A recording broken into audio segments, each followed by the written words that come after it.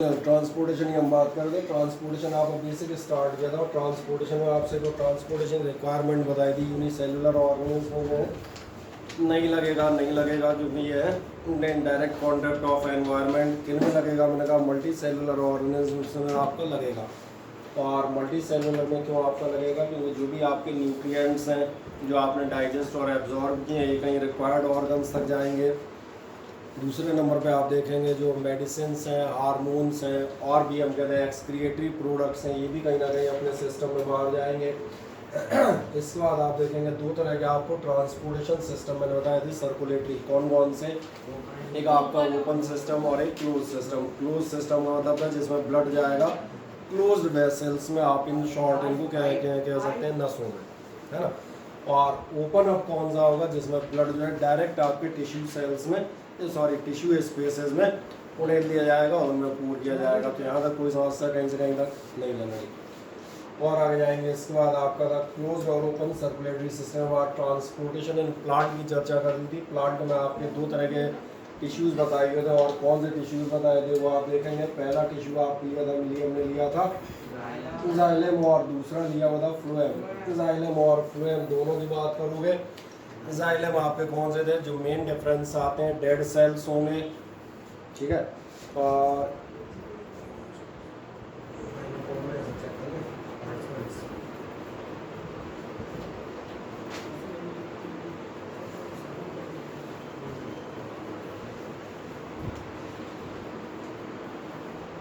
चलो आपको अंश सेंगर और ज्योति आवाज़ आ रही है प्रॉपर कि नहीं आ रही? पहले ऐसा बता देना। नहीं मैंने स्टार्ट कर दिया, पूछना भूल गया। आ रही है? ठीक है। कोई दिक्कत तो नहीं आ रही आवाज़ में? बचे वो हेडफोन। चलो नेक्स्ट मैंने कहा इसके बाद जो है आपसे डिस्कस किए थे फ्लोएम। जाइलम और फ्लोएम के बेसिक डिफरेंस आपको याद थे। जाइलम आपसे कहा था डेड सेल्स से बना होगा, फ्लोएम आपके लिविंग सेल्स से बने होंगे। सबसे पहला बेसिक डिफरेंस तो ये है। दूसरा जाइलम का के काम में आता है transport of water from root to the other parts of the plant, that means it flows the water in upward direction. ये क्लियर है। फ्लोएम का काम में आता है, ये आपके काम में आता है फूड ट्रांसपोर्टेशन के। और फूड ट्रांसपोर्टेशन करता है तो फिर आप इसको चेक करेंगे, ये आपका फूड ट्रांसपोर्टेशन करेगा मैंने कहा कहीं ना कहीं ऊपर नीचे दाएं बाएं सारे डायरेक्शन में। क्या इससे समझ में आता है? तीसरी चीज आपसे कहा फ्लोएम लिविंग सेल्स हैं। एक थर्ड डिफरेंस बताएं। पीछे भी फ्लो कर सकता है। सही है, ओके। और जाइलम का आपको एक बेनिफिट और मैंने बताया था, जाइलम आपका किसी भी प्लांट को मैकेनिकल स्ट्रेंथ प्रोवाइड करता है। लास्ट राउंड में हम लोग बात कर रहे थे, उन्होंने कहा था आप बिल्डिंग्स में रॉड्स डालते हैं। एक्चुअली जाइलम में एक खास चीज़ पाई जाती है सेल्यूलोज और एक और नाम क्या था? लिग्निन। और लिग्निन आपसे कहा था सीमेंटिंग मटेरियल होगा। इट प्रोवाइड्स द हार्डनेस और the stiffness to the xylem. तो जाइलम जो आपके फाइबर होते हैं, पीयूष एक मिनट के लिए वीडियो बंद कर दो, ब्राइटनेस का सही कर देना। चले नेक्स्ट बताता हूँ। आपने जाइलम वेसल्स और इसके बारे में पढ़ दिया था। ये आपने जाइलम में कंटेन नहीं करता, साइटोप्लाज्म न्यूक्लियाई प्रॉपर्टी पढ़ी थी। जो बात कर रहा था कि वो जाइलम आपके कैसे होते हैं, ये होते हैं आपके डेड सेल्स। नेक्स्ट आपने ट्रांसपोर्ट ऑफ वाटर का फिनोमेना भी पढ़ा था। ट्रांसपोर्ट ऑफ वाटर का पूरा फिनोमेना आप देखेंगे, अगर हम जो है वर्ड्स पे नहीं जाए तो इस टेबल में आपको लगभग मैंने कहा पूरी सारी चीज़ें मिल जाती हैं। क्या होगा? फर्स्ट स्टेप सबसे पहले आपका एब्जॉर्प्शन ऑफ आयंस होगा बाय रूट्स। जो आपके रूट हेयर हैं, आपसे बताया जाता है कि जो आपकी रूट्स हैं, जो उनका लास्ट पार्ट होता है किस फॉर्म में होता है? बिल्कुल फाइन कैपिलरीज के फॉर्म में। और कैपिलरी माने किसी को याद है? बाल के बराबर पतली नली, बिल्कुल बढ़िया। केश नली इसलिए वर्ड इस्तेमाल किया था। मैंने कहा capillaries are the very very extremely fine tubes. जब भी इनके कांटेक्ट में आपका सॉइल का जो पानी है मॉइस्चर आएगा, then it will get diffused और ऑस्मोसिस होगी आपकी। It will get into the root hairs. Root hairs से कहाँ पहुंचेगा? धीरे धीरे इकट्ठा हुआ ये जाएगा रूट जाइलम में। रूट जाइलम से कहाँ पहुंचेगा? स्टेम जाइलम में। धीरे धीरे धीरे ऊपर उठना है। फाइन मुझे लग रहा है यही आप बताएगा। एब्जॉर्प्शन ऑफ रूट्स हेयर हुआ, then movement of water into the root xylem, root xylem से और ऊपर बढ़ोगे तो क्या मिलेगा, स्टेम जाइलम, स्टेम जाइलम के ऊपर ब्रांचेस से होते हुए आप पहुंचेंगे लीव्स में। फाइनल लीव्स में इसका कुछ पार्ट फोटोसिंथेसिस में इस्तेमाल होगा। और छोटे छोटे डाटा बायोलॉजी में यही पूछता हूँ 1 मार्क्स 2 मार्क्स क्वेश्चन में, मुझे बताएं टोटल पानी का कितना परसेंट फोटोसिंथेसिस में इस्तेमाल होता है, 1 या 2%। Good answer. यानी अब उल्टा पूछता हूँ, आप मुझे बताएं ट्रांसपिरेशन से कितना वाटर लॉस होता है। हाँ, क्योंकि आप कहोगे ये शीट में कहाँ लिखा है, मैंने कहीं नहीं लिखा है, इसके लिए खोपड़ी लगती है, वो भी तो जरूरी है। आपका अगर 1 to 2% आपको समझ में आ रहा है, it is used by the plant for the photosynthesis. Then what about the remaining 98 to 99%, तो आपको मालूम है it is lost by the process of transpiration. तो नेक्स्ट आते हैं ट्रांसपिरेशन, आपसे कहेगा loss of water through the stomata in leaves, और ट्रांसपिरेशन की प्रोसेस से आती जो हम फिर बता दें, when the water sufficient water reaches to the stomata then there are the guard cells. इस टाइप का आपने एक फिगर देखा हुआ है, अपनी शीट बना हुआ रफ बना रहा हूँ, क्या होगा ये आपके दोनों क्या है, गार्ड सेल है। मैं आपसे क्या कहता हूँ, when sufficient water reaches to the guard cells they get swell, और स्वेल होंगे then the stomata will open, और स्टोमेटा ओपन होगा तो फिर the excess amount of water या वाटर वेपर्स या बाहर भेज देते हैं। This process is called transpiration. Next, जब आपका पानी निकल जाएगा then the stomata will shrink, और ये आपका पोर दोबारा क्लोज हो जाएगा।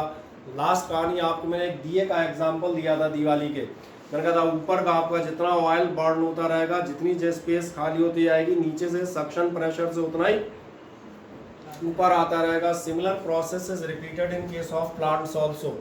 प्लांट्स में आप देखेंगे ऊपर का जितना पानी आपका वेपोराइज होगा, दिए की बत्ती सरी का, नीचे से आपका उतना ही धीरे धीरे अपवर्ड मूवमेंट करता जाएगा। So that is the last step जो आप बताते हैं, सक्शन प्रेशर डेवलप्स, और सक्शन से आपका आगे का पानी चढ़ता हुआ जाएगा। Good one. अब हम जाते हैं इस बात मैकेनिज्म ऑफ ट्रांसपोर्ट, तो बता ही रहा था। अब हमें जहाँ पहुँचना था आपके लिए, हमें कहाँ पहुँचना था, आपको डिफरेंस जाइलम फ्लोएम के हमने डिस्कस कर दिए थे। ट्रांसपिरेशन पे आपको ये भी बताए थे। ट्रांसलोकेशन कोई पूछ रहा था लास्ट राउंड में, आप पूछ रहे थे ट्रांसलोकेशन, मैंने कहा था ट्रांसफर ऑफ फूड, जो फ्लोएम आपका ट्रांसफर ऑफ फूड करता है फ्रॉम वन पार्ट, और वन पार्ट का जनरली लीव्स, क्योंकि लीव्स में ही मैक्सिमम फूड बनता है। So from the leaves to the other parts of the plants, this transfer of food is known as the translocation. That is the question which is asked in your examinations, and that is the answer, the transport of soluble products of photosynthesis। जो भी आपके photosynthesis के soluble products हैं, और इनमें क्या होंगे आपके, इनमें होंगे आपके कार्बोहाइड्रेट होंगे, प्रोटीन्स होंगी, शुगर्स होंगी, यही सब होंगे ना। तो क्या है, amino acids and other substances through phloem is called translocation. ये भी मालूम है ट्रांसलोकेशन सारे डायरेक्शन में होता है, तो मैंने कहा था खाने की ज़रूरत सबको होती है। ओके, देन इसके बाद हम जाते हैं, अब हम बात करेंगे ट्रांसपोर्टेशन इन ह्यूमन बॉडी की। ट्रांसपोर्टेशन इन ह्यूमन बॉडी की बात करोगे तो एक जनरल चर्चा मैंने की थी, अपना जो सर्कुलेटरी सिस्टम है that is a close circulatory system. Close circulatory system that means we have veins and arteries, या हिंदी में बात करते हैं अभी आर्टरी वीन्स अपन ने कौन से पढ़े हैं, नसें, दैट्स ऑल, फिर बाद में आराम से लेंगे। ओके, साथ में क्या होना चाहिए आपके पास, एक पंपिंग स्टेशन भी होना चाहिए, और पंपिंग स्टेशन आपका क्या होगा, हार्ट होगा। फिर हमने सबसे पहली बात की थी ट्रांसपोर्ट के लिए सबसे पहली जो चीज़ आपको लगेगी, वो आपको सबसे पहले लगने वाली चीज़ कहलाती है ब्लड। अब आते हैं ब्लड में क्या होगा, एक बार फिर से रिपीट कर देते हैं। ब्लड को मैंने कंपैरिजन किया था विद रायता। आपका नाम क्या है, विशाल, बढ़िया। विशाल, रायता देखा है, बढ़िया। रायते में क्या क्या होता है ध्यान दिया है, रायते में एक आपका एक सॉल्युबल मैट्रिक्स होगा, लिक्विड मैट्रिक्स, दही, और उसमें बीच में हम कहते हैं बूंदी, और वो आप क्या बता रहे थे, जीरा और हरी मिर्ची तैर रही होंगी, बस that is the similar structure to the blood. ये जो आपका हमने कहा दही घूम रहा है, दही is called plasma in case of blood. तो सबसे पहले आप देखेंगे पहला पार्ट आपके ब्लड का कौन सा होगा, पहला पार्ट होगा प्लाज्मा, समझ आता है। अच्छा, प्लाज्मा यानी दही को भी ध्यान से देखो, दही में भी दो चीज़ें होती हैं, एक आपने कहा आपका मान चले मिल्क प्रोटीन्स और एक आपका पानी। दही का एक बहुत बड़ा कंटेंट पानी है, यानी जो ब्लड प्लाज्मा है ध्यान देखना, इस ब्लड प्लाज्मा में भी दो चीज़ें होती हैं, एक आपका pure liquid serum, serum actually हम बता दें 90 to 95% पानी होता है, और प्लस एक बहुत खास चीज़ होती है जिसके बारे में बताएंगे, ये होता है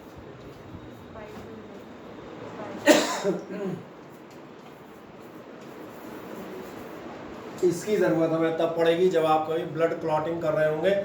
फाइब्रिनोजन, ये एक प्रोटीन है जो फाइबर्स, धागे या रेशे बनाएगी और आपके वाउंड यानी घाव को कहीं ना कहीं कवरेज दे देती है, उसको सील अप कर देती है। अब इसके अलावा ध्यान देखना, जो आप कह रहे थे इस दही में क्या तैर रहा होगा, तमाम सारे मैंने कहा बूंदी, हरी मिर्ची, तो ये आपके सिमिलर ध्यान देखेंगे कई तरह के पार्टिकल्स आपके फ्लोट करते हैं। ये पार्टिकल्स आप जनरली कहते थे ब्लड सेल्स, अब इनके लिए हम थोड़ा सा वर्ड बदलेंगे आपके लेवल पे। Now these are called corpuscles. Corpuscles का मतलब ही होता है वेरी स्मॉल पार्टिकल्स, बहुत छोटे जो पार्टिकल होते हैं उन्हें पार्टिकल ना कहते हुए हम क्या कहते हुए जाते हैं, कॉर्पसल्स। तीन टाइप के होंगे, red blood cells, white blood corpuscles, और एक तीसरे बताऊंगा platelets.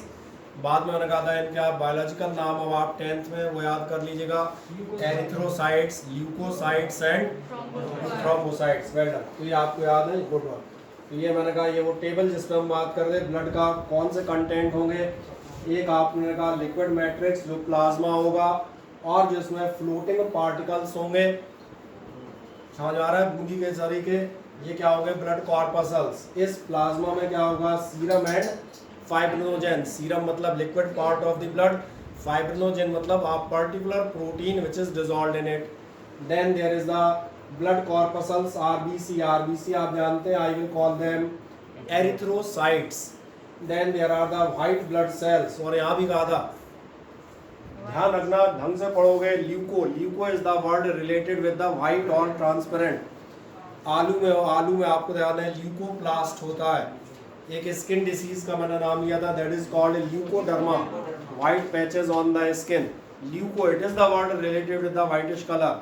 And the third one आप पढ़ रहे हैं leucocytes, white blood cells, and last one is the thrombocytes, या मैं कह सकता हूँ स्पेलिंग गलत है वो चेक कर लेना, ये आपकी हो जाएंगी प्लेटलेट्स। तो ये जनरली मालूम है। आए अब हम बात करेंगे, एक एक पार्ट की बात करते आते हैं।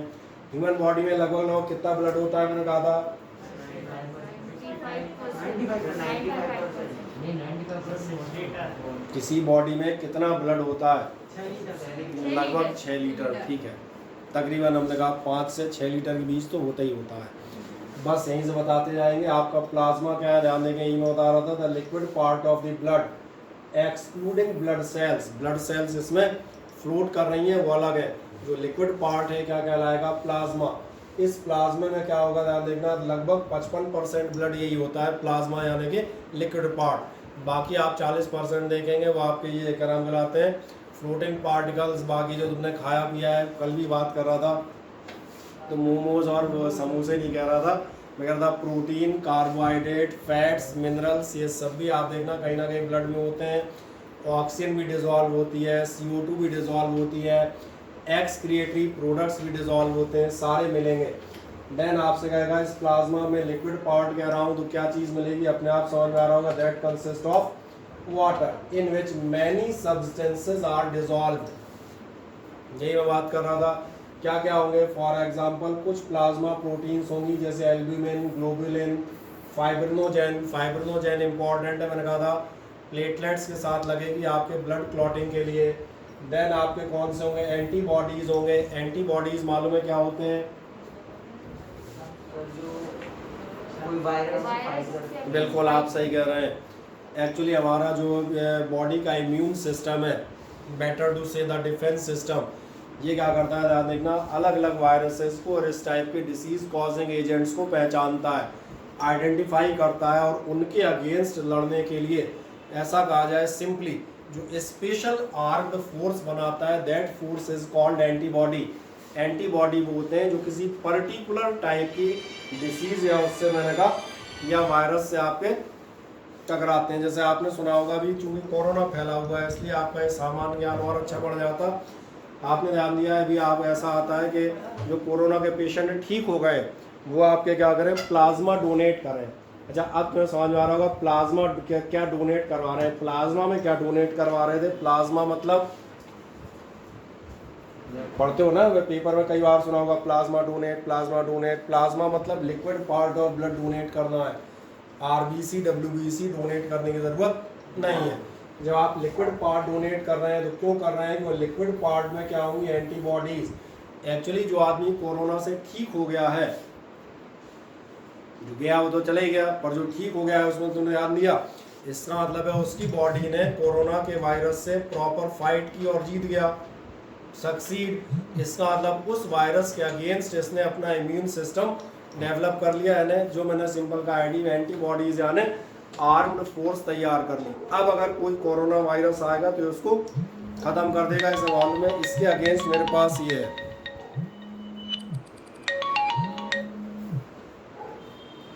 ये मेरी बात समझ में आती है।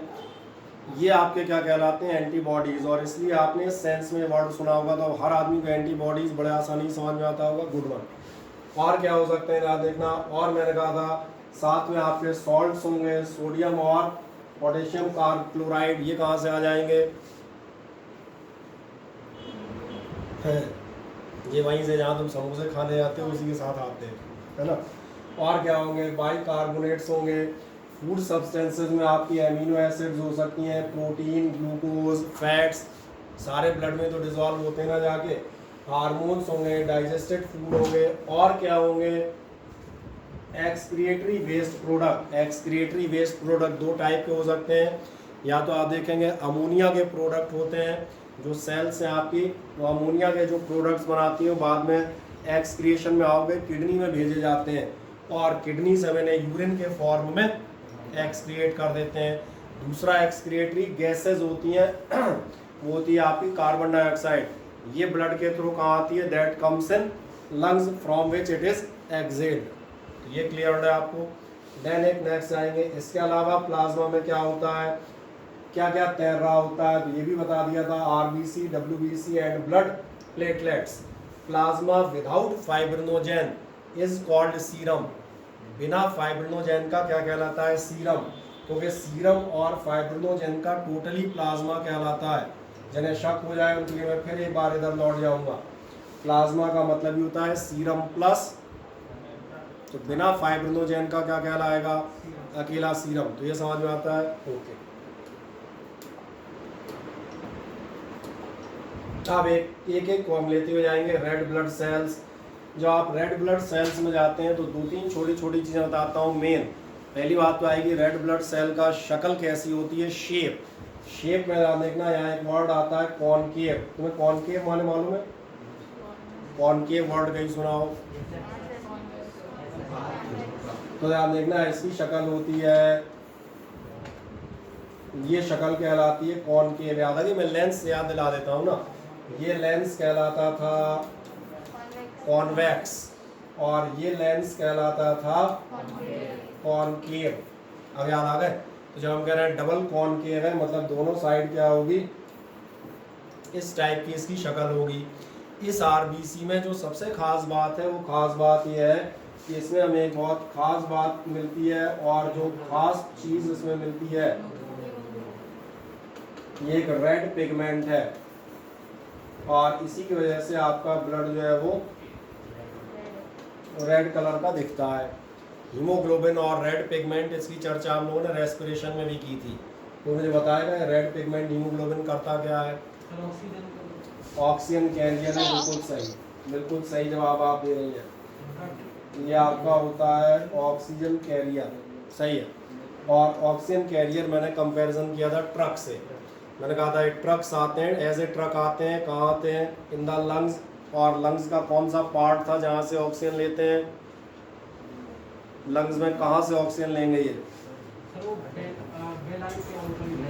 अरे वेलाई कहाँ से तुमने लंग्स में डाली,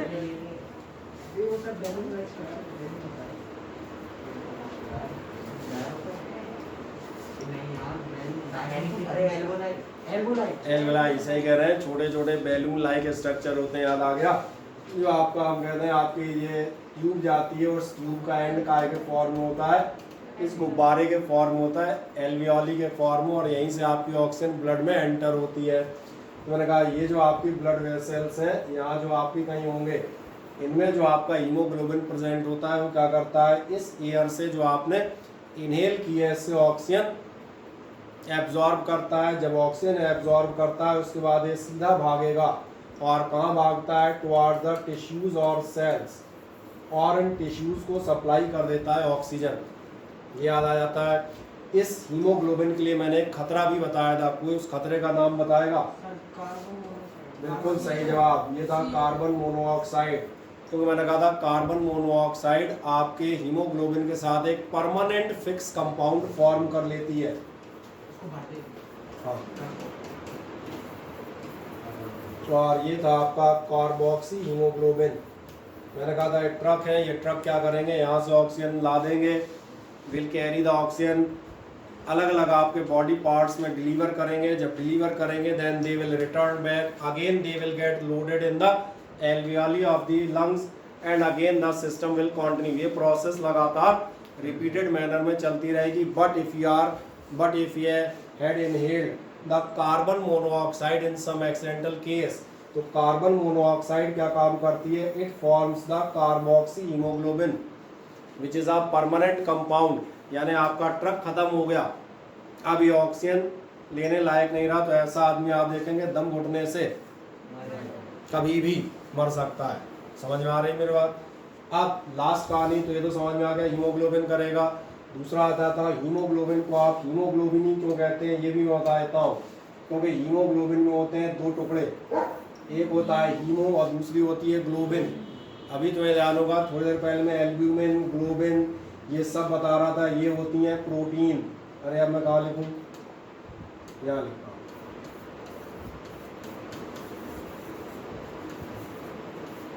ग्लोबिन वाला पार्ट तो क्या है, प्रोटीन, और हीम माने वालों में किसी को आयरन, वेल्डन। हीम माने होता है, हिंदी पढ़नी आती है सबको? हाँ, हिंदी लिखता हूँ ना, जल्दी समझ में आएगी। आपका जो हीमोग्लोबिन है it is a compound of the iron and protein. और इसलिए कभी आप देखेंगे किसी आदमी, कई बार डॉक्टर कहता है कि आपको हो गई है खून की कमी, और जब आपको खून की कमी होती है तो एक मजेदार बात बताता हूँ, खून की कमी ये डिसीज कहलाती है एनीमिया। और एनीमिया मैंने कहा ये क्या होगी, हिंदी में ही बात करते जाते हैं, खून की कमी। हाँ वही है, यही तो बात कर रहा था मैं। खून की कमी का मतलब ये कतई नहीं है कि तुम्हारा 6 लीटर का ब्लड अब 2.5 लीटर रह गया होगा। तो भैया आपके ब्लड में 90% तो पानी है पानी कहाँ जाएगा, और खून कम पड़ रहा हो, 4 लीटर रह गया हो, 2 लीटर पानी और पी जाओ। सिंपल पानी में मज़ा नहीं आ रहा हो तो पेप्सी वाली 2 लीटर की बोतल चढ़ा जाओ, दिक्कत क्या है। तो ध्यान देखना, एनीमिया का मतलब जो आप खून की कमी कहते हैं, तो इसका मतलब कहीं से कहीं तक ये नहीं होता कि आपका ब्लड 6 लीटर के बजाय 4 लीटर है।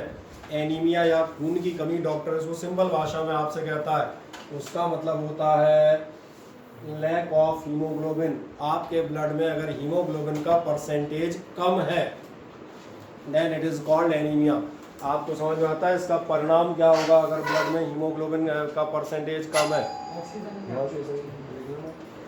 क्या होगा मुझे बताओ?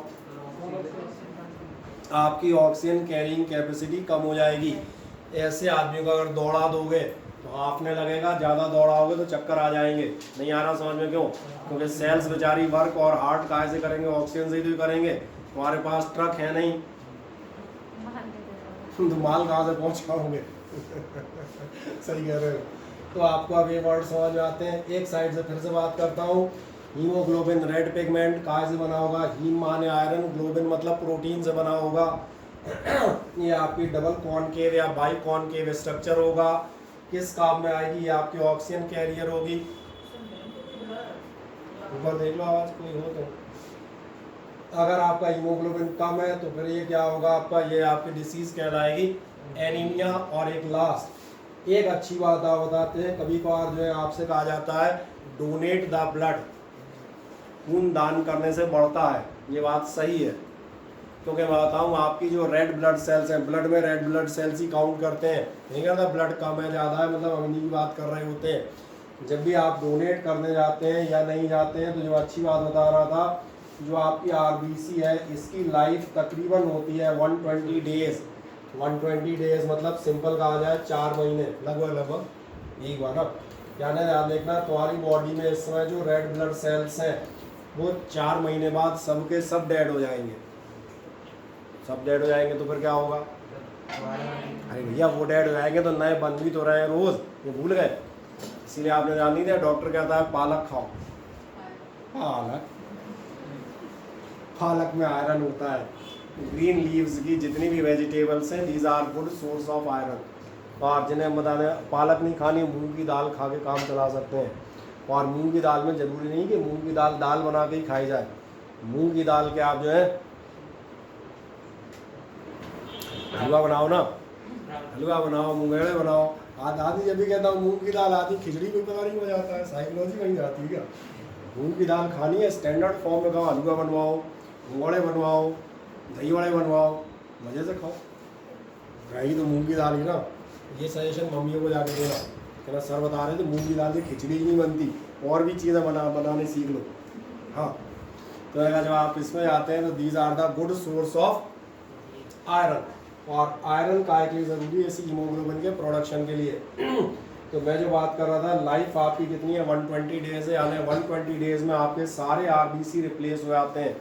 और इसलिए एक मज़ेदार बात है कि अगर मान चले आप ब्लड डोनेट कर आए, ऐसा समझना आपकी आरबीसी कम या ख़त्म हो जाएंगी। These RBCs are produced within 24 to 48 hours. 24 से 48 घंटे के भीतर दोबारा प्रोड्यूस हो जाती हैं। और एक मज़ेदार बात बताता हूँ, तुम जो डोनेट करके आते हो सब बुढ़ी ठुड्डी आरबीसी होती हैं, कोई ताज़ा आरबीसी पकड़ के दी होती हैं, 1 महीने पुरानी, 2 महीने पुरानी है, ऐसे ही दोगे ना। अब सोचो टोटल लाइफ स्पान है 4 महीने, 2 महीने पुरानी आरबीसी दी।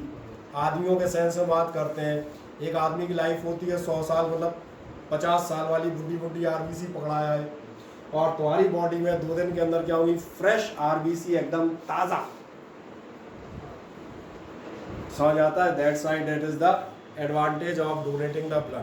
तो क्या है, मेरी बात समझ में आती है? हाँ ना, बढ़िया। तो आरबीसी बारे में थोड़ा सा पढ़ ले, अगर आपको इतनी चर्चा में समझ में आया है तो all is written in your sheet also, but will prefer to read it from here. और ये क्या कहता है, रेड ब्लड सेल्स क्या होगी?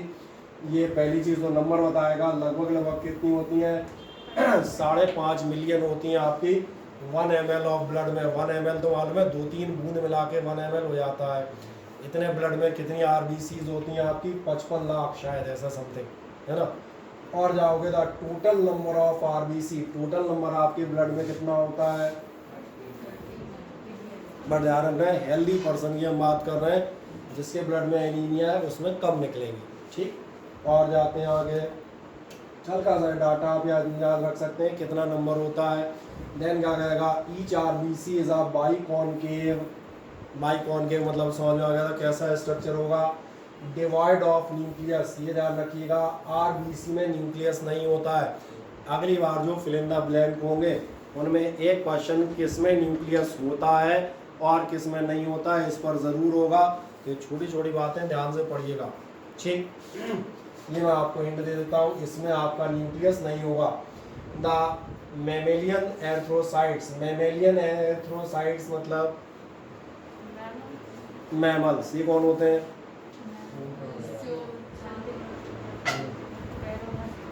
पैरों वाले, जैसे टिड्डे।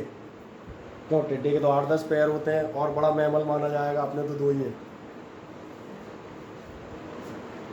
तो मैमेलियन भूल गए यार, लास्ट ईयर पढ़ रहे थे डाइवर्सिटी में। मैमेलियन वो कहलाते हैं जो अपने बच्चों को दूध पिलाते हैं, which have the mammary glands. समझ में आती है बात? ऐसे सारे एनिमल्स जो मैंने कहा क्या होते हैं, अपने बच्चों को दूध पिलाते हैं, वो सब क्या कहलाते हैं? वो कहलाते हैं मैमेलियंस।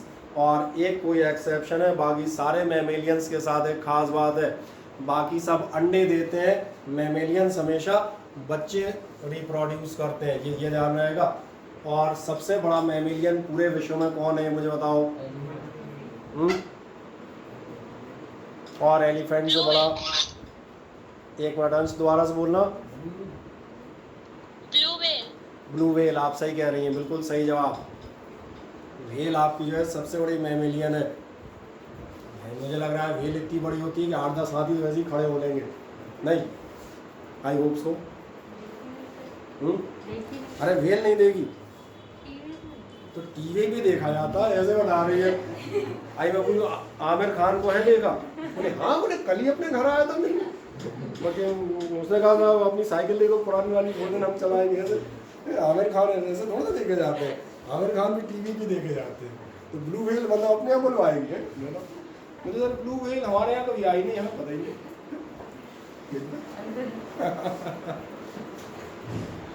कल कोई बात करेगा किंग कोबरा, बोले दिखाओ। हाँ बोलिए ये उल्टा पलटा, बोले दांत दिखाओ, मुंह बोलो, 1 2 हाँ है। करेंगे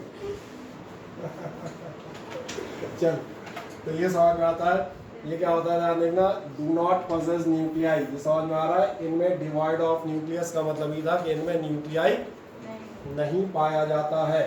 और क्या नहीं पाया जाता ध्यान देखना, इनमें माइटोकॉन्ड्रिया नहीं होती, यानी अपनी एनर्जी खुद डेवलप नहीं कर सकते।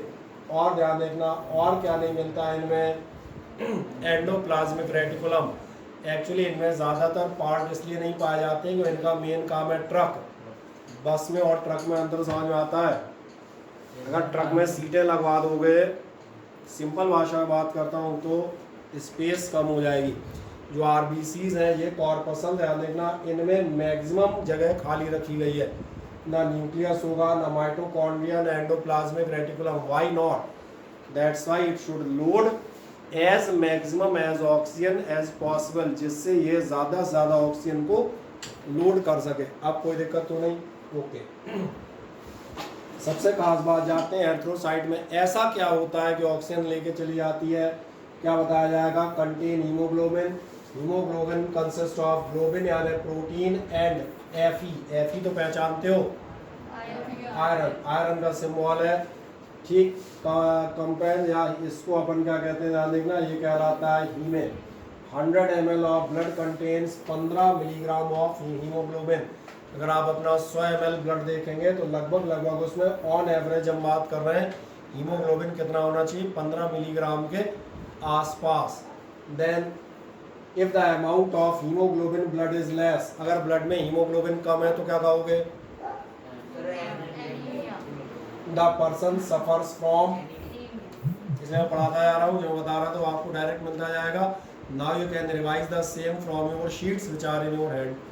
और जाएंगे, the haemoglobin carries oxygen to the different cells of the body and brings carbon dioxide. और लास्ट एक कहानी, लाइफ साइकिल। कितनी लाइफ साइकिल लिखते हैं हम? 120 डेज यानी कि 4 मंथ्स। ये भी आपसे डिस्कस किया था, तो मेरा मानना है आपको ये ठीक है। और एक चले जाते हैं वाइट ब्लड कॉर्पसल्स पे चले आइए। वाइट ब्लड कॉर्पसल्स क्या होंगे? Large nucleated. अब बहुत ध्यान से देखना,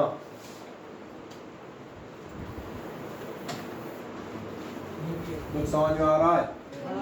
आरबीसी में न्यूक्लियस नहीं था, but the WBC white blood cell और ये जो आपकी है इसमें न्यूक्लियस पाया जाता है, ये ध्यान रखेंगे। आगे क्या कह रहा है? Numerous then RBC, they are mainly of 2 types. एक कहलाती हैं ग्रेन्युलोसाइट्स और एक कहलाती हैं अग्रेन्युलोसाइट। अब आप पूछेंगे ये क्या होती हैं? कुछ नहीं होती हैं, थोड़ा सा भेजे का इस्तेमाल करें। मैंने कहा था when you are learning the names then go for the English, not the science but the English. Grain माने किसी को मालूम है? ग्रेन माने दाने। एक्चुअली ग्रेन का सिमिलर एक मीनिंग अनाज भी होता है, but the actual meaning of grains is दाने। समझ में आ रहा है? तो ध्यान देखो तो अपने आप समझ में आएगा। ग्रेन्युलोसाइट और अग्रेन्युलोसाइट। ग्रेन्युलोसाइट होंगी जो दानेदार टाइप की होंगी, और एग्रेन्युलोसाइट कैसी होंगी? बिना दानेदार, पाउडर टाइप। क्या है? क्लियर हो जाता है मेरी बात? बढ़िया। और क्या कहेगा? The number of leukocytes is comparatively कम। ये फीवर लिखा है, इसको चुपचाप से फीवर कर लेना। अगर शीट में मिस्टेक हो तो मैं आपको बता देता हूँ, the number of leukocytes is comparatively fewer. तो एक आध प्रिंटिंग या टाइपिंग मिस्टेक वो आप सही कर सकते हैं, इतना दिमाग लग जाता है। फॉर द पेज नंबर जरा बताना, 47 15 ओके।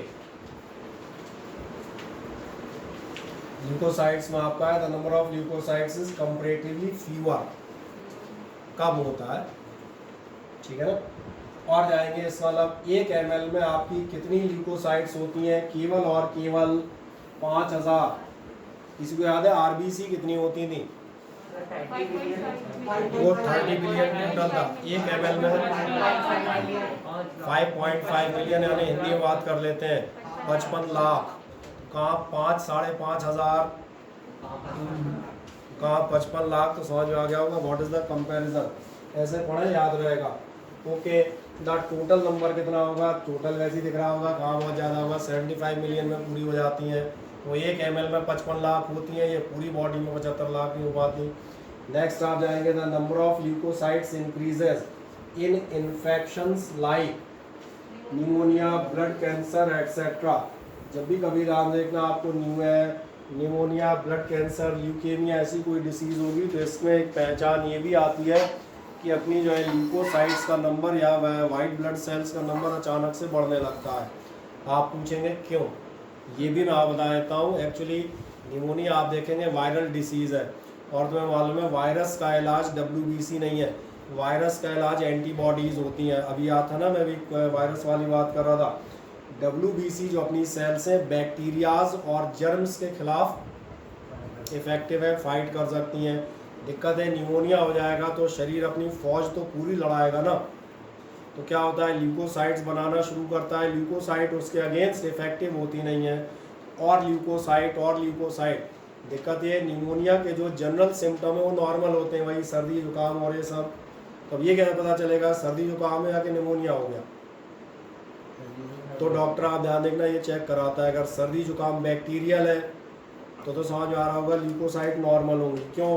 क्योंकि अपनी फौज बराबर से युद्ध कर रही होगी और उनका सफाया करने में जुटी पड़ी होगी, और खुद भी तो साफ हो रही होगी, ऐसा नहीं तुम समझो खुद ही कोई करेंगे। लेकिन निमोनिया के पर्टिकुलर केस में ल्यूकोसाइट का नंबर बहुत ज़्यादा निकल के आता है, जो बताता है कि आपकी बॉडी फाइट करने की पूरी कोशिश कर रही है पर हो कुछ नहीं रहा।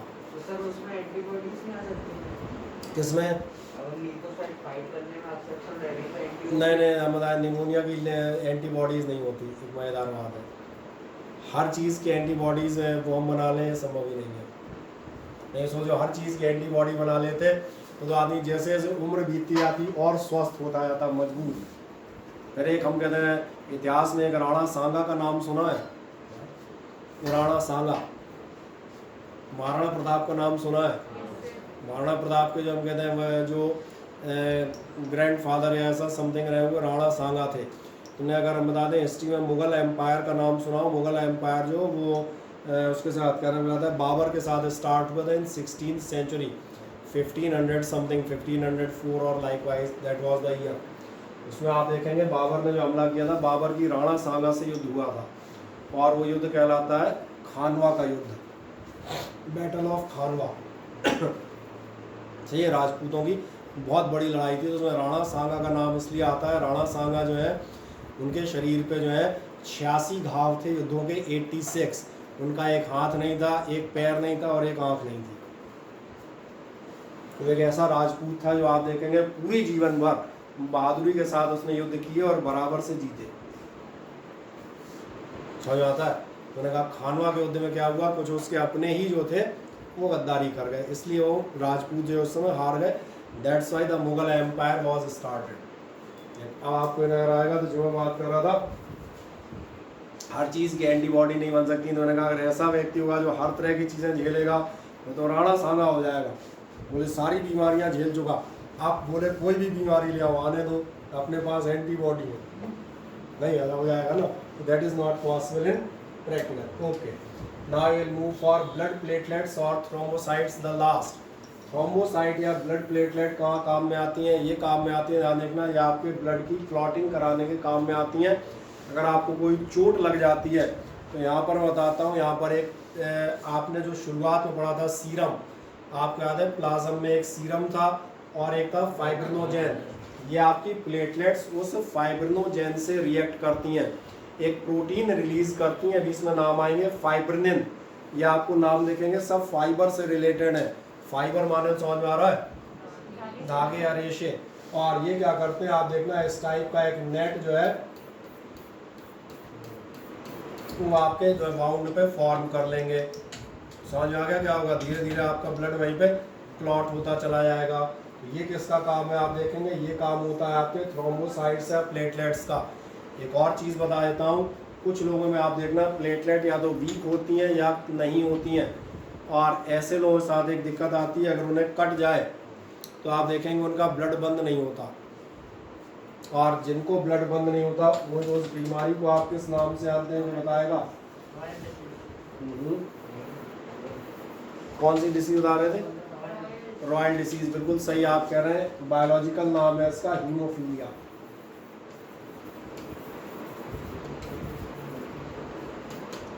हीमोफीलिया ये होता है कि अगर आपके कट जाए तो ब्लड बराबर मैंने कहा निकलेगा, फिर आप उसको ऐसे बंद करोगे तभी होगा, या फिर बाई मेडिसिन होगा। और रॉयल डिसीज़ क्यों कहते हैं ये भी बता देते हैं, क्योंकि ब्रिटेन का जो हम कहते हैं शाही परिवार है, दैट मीन्स प्रिंस चार्ल्स, और पुराने नाम सुने होंगे विक्टोरिया और एलिजाबेथ, उनके ख़ानदान में ये बीमारी है, that's why it is known as the royal disease. और इस डिसीज़ का आगे जाके हम एक अगला चैप्टर पढ़ाएंगे, उसमें फिर से नाम आएगा, वो नाम ये आएगा। ये बीमारी होती है हेरिडिटरी। हेरिडिटरी मतलब समझ में आता है? चलो सिंपल वर्ड इस्तेमाल करता हूँ, जेनेटिक। अभी जेनेटिक माने समझ में आया कि नहीं? क्या आप सही कह रहे हो, खानदानी, ये बात सही आई, बढ़िया मज़ेदार शब्द मिला। एक जनरेशन से दूसरी जनरेशन और थर्ड फोर्थ जनरेशन को ट्रांसफ़र होती रहेगी। क्या है, मेरी बात समझ में आई? तो इसका नाम हम जब अगला चैप्टर पढ़ाएंगे तब भी लेंगे। आए तो देखते हैं कुछ छोटी छोटी चीज़ें। प्लेटलेट्स आपकी कैसी होती हैं, राउंडेड होती हैं तो नॉर्मल जानकारियाँ हैं, कलरलेस होती हैं, बाई कॉन्वेक्स होती हैं। लेकिन ध्यान देखना एक बार फिर असली चीज़ जिसमें हमें दिखाना था, कहाँ दिखाओ, किससे दिखा लेते हैं। तो अब बताओ न्यूक्लियस वाली कौन सी थी? बीच वाली समझ में आ रहा है? WBC। ना RBC के पास न्यूक्लियस होता है, ना प्लेटलेट्स के पास न्यूक्लियस होता है, केवल और केवल WBC के पास न्यूक्लियस होता है। दैट्स वाई आपको ये भी समझ में आ गया होगा क्यों मैंने कहा था it is the question from your board examinations. इसलिए तो बोर्ड एग्जामिनेशन में क्वेश्चन बन जाता है किस में है और किस में नहीं है, ये क्लियर हो जाता है। Now we will move further.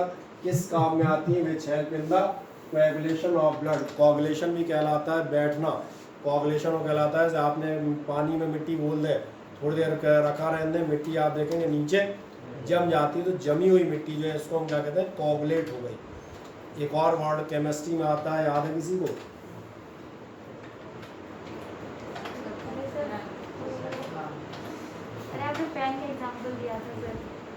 ये वर्ड आता है प्रेसिपिटेट, PPT। सही कह रहे हैं।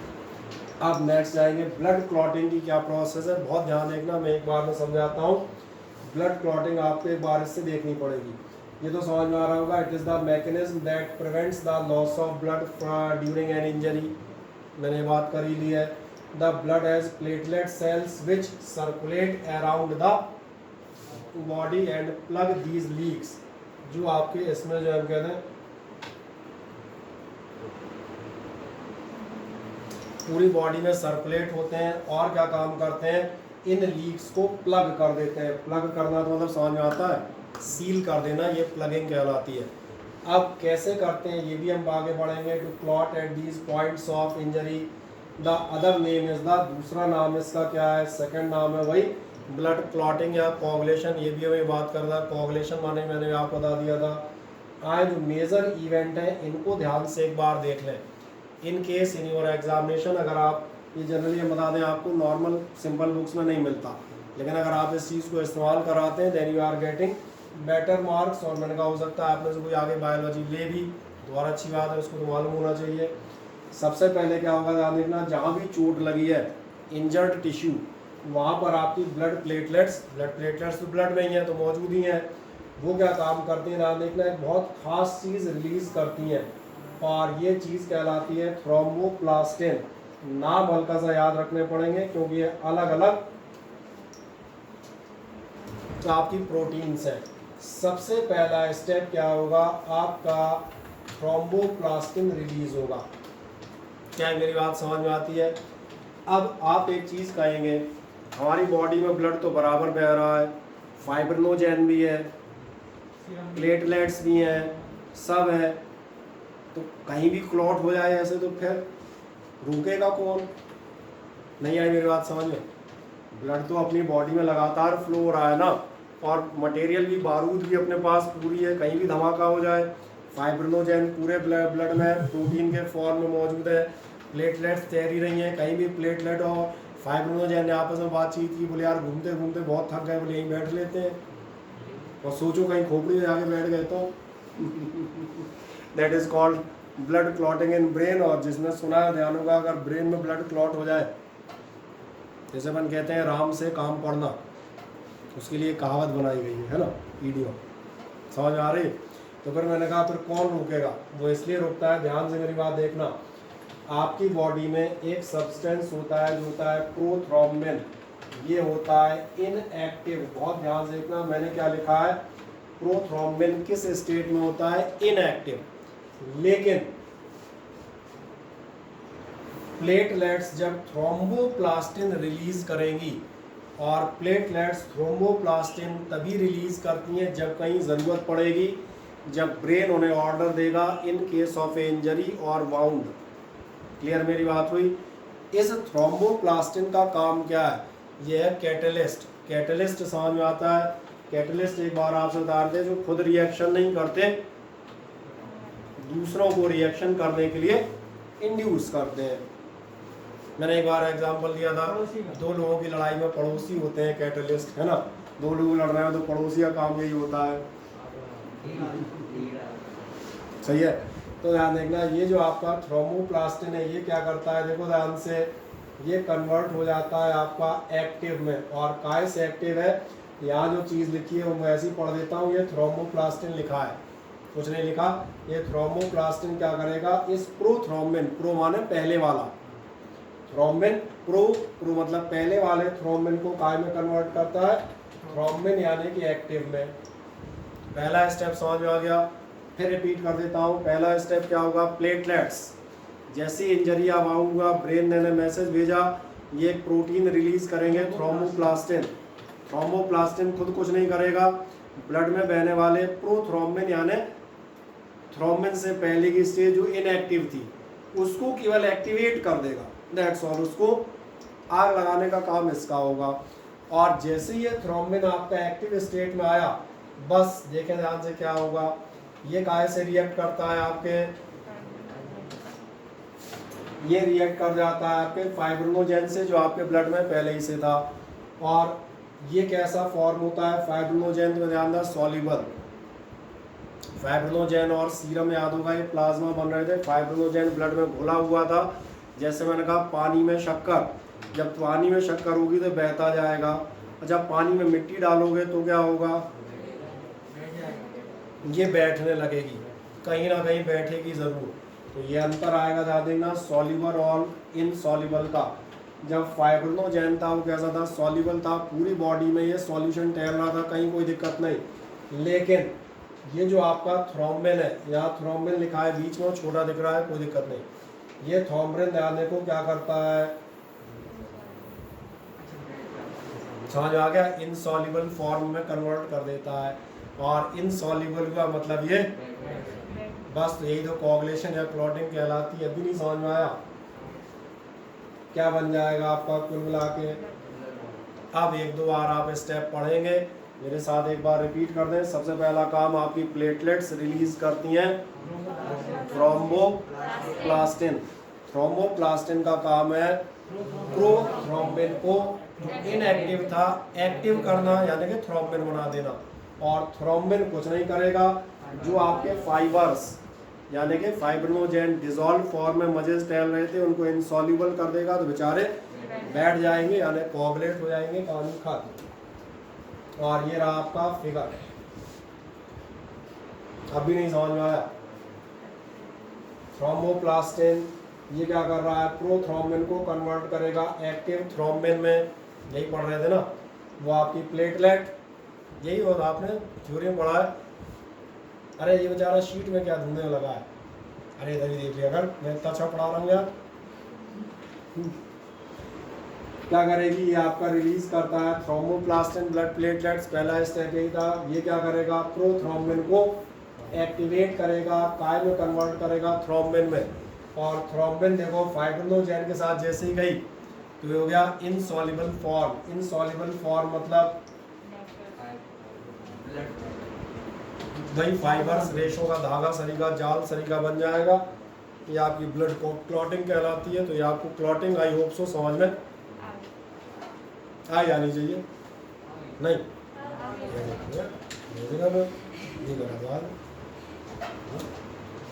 चले, इसके बाद एक कंपैरेटिव स्टडी दी है टेबल में, ये आप खुद पढ़ सकते हैं। कंपैरेटिव स्टडी कुछ नहीं है, जो आप पढ़ रहे थे the summary of that for a short revision.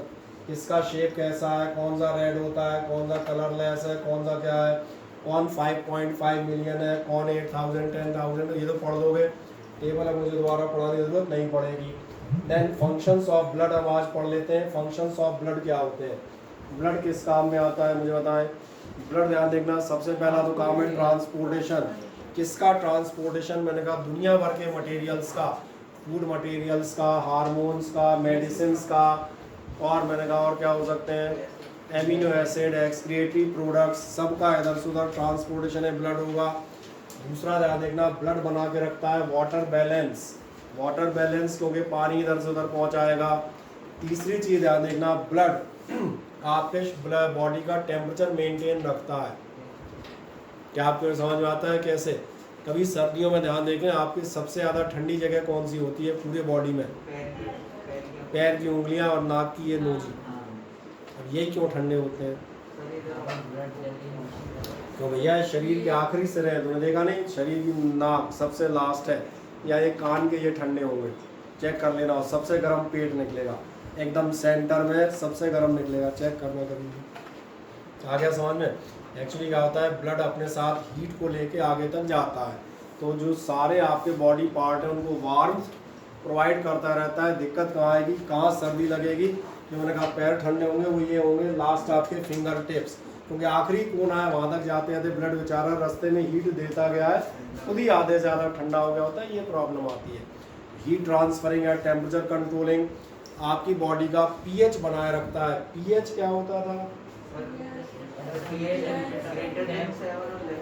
Less than 7, यानी एसिडिटी और एल्कलाइन, यानी एसिड या बेस। क्यों? आपने हमने कहा कोई ऐसी चीज़ खाई एसिडिक है, माने चले आपने गर्मियाँ हैं नींबू का शरबत पी लिया तो आपका ब्लड एसिडिक हो जाएगा? नहीं, अदर जगह से जो हम कहते हैं बेसिक मटेरियल होंगे वो इधर के उधर ट्रांसपोर्ट कर दिए जाएंगे, एक मोटे तौर पे आपके ब्लड का पीएच लेवल बनाए रखेंगे। तो एक जनरल ये चीज़ें समझ में आती हैं, आई होप सो। एक बार आराम से पढ़ सकते हो। सबसे पहला क्या काम करता है ब्लड, पहला देखें ट्रांसपोर्टेशन ऑफ न्यूट्रिएंट्स। एक काम करना है, इसको सही कर लेना, ये ट्रांसपोर्टेशन है।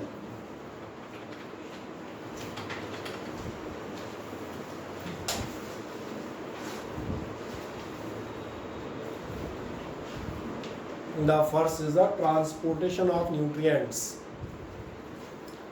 ट्रांसपोर्टेशन ऑफ न्यूट्रिएंट तो वैसे समझ में आ गया होगा, नाम से मनोरंजन के लिए पढ़ लो। The digested and absorb nutrients like glucose, amino acid, fatty acid are first transported to the liver and then to all the tissues. कौन लेके जाएगा? यही लेके जाएंगे, ब्लड। नेक्स्ट है आपका ट्रांसपोर्टेशन ऑफ रेस्पिरेटरी गैसेज। इस पर तो हम 3 दिन से लगातार भाषण दे रहे हैं, रेस्पिरेशन के टाइम से ही। ऑक्सीजन लेके जाएंगे, CO2 लेके आएंगे। तो the respiratory gases oxygen and carbon dioxide are transported by the blood. Oxygen is transported from respiratory surface यानी lungs से कहाँ ले जाई जाती है? टिश्यूज़ को। और CO2 कहाँ आएगा? टिश्यूज़ से वापस lungs तक। ये आपको मालूम है, हाँ ना बताएं। नेक्स्ट आपका कौन सा होगा? Transportation of excretory products. Excretory product कौन होंगे? जो मैंने कहा था अमोनिया या इससे रिलेटेड होंगे, जो किडनी में ले जाए जाएंगे।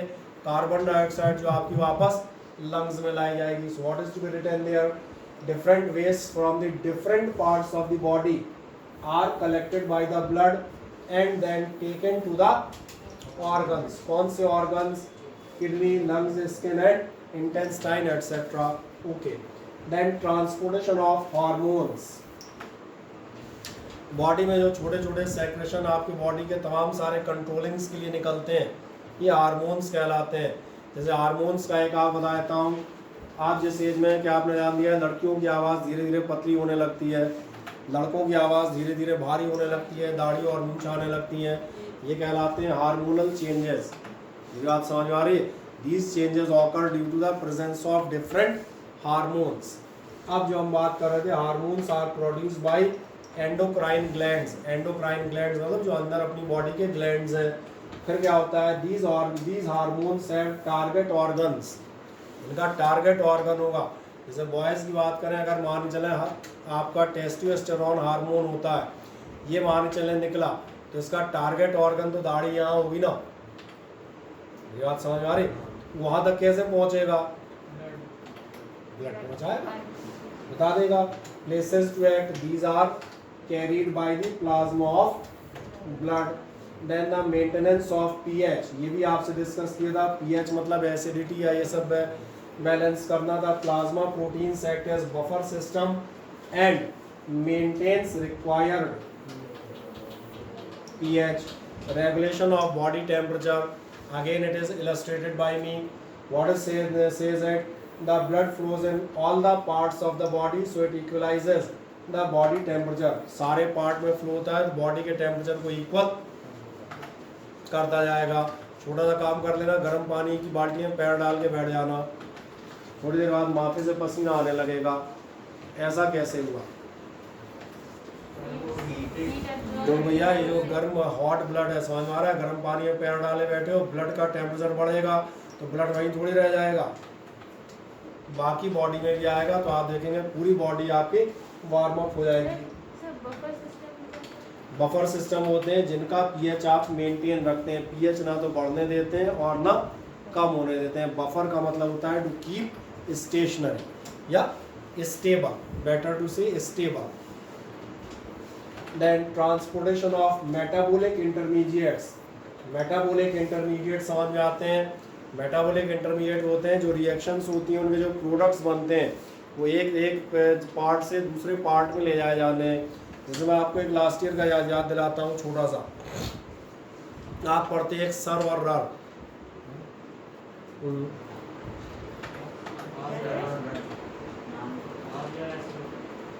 Smooth endoplasmic reticulum and rough endoplasmic reticulum. तो सर और रर ही थे यार, ऐसी क्या बात कर रहे हो?